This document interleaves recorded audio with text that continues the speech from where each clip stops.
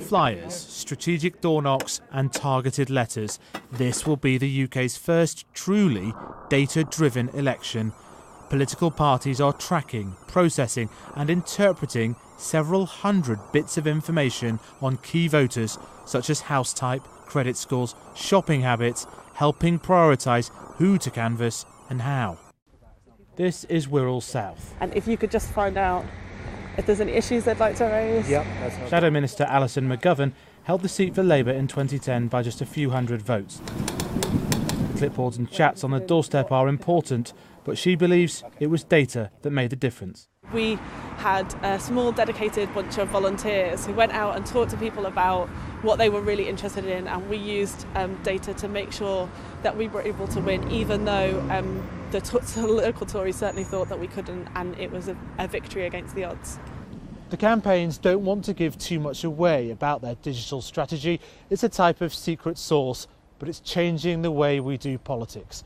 So Sky News has developed its own analytical tool for trying to understand the insights the parties have gained from data. We've heard from over 20,000 voters, and the patterns we can now track show how the parties are gaming out the next few months. Using data gathered from Sky customers, we can see what sort of information the parties are tracking. A basic example: if you shop at Aldi, have a pay-as-you-go phone, live in a smaller than average house and drive a small utility car, you're likely to be more open to UKIP's message. However, if you shop at Waitrose, drive an executive car, own a house worth more than £500,000 and have a good credit score, you're more likely to be targeted by two parties, the Conservatives and Lib Dems. Perhaps that explains the coalition. This micro-targeting of voter profiles had an early outing in the rash of recent by-elections.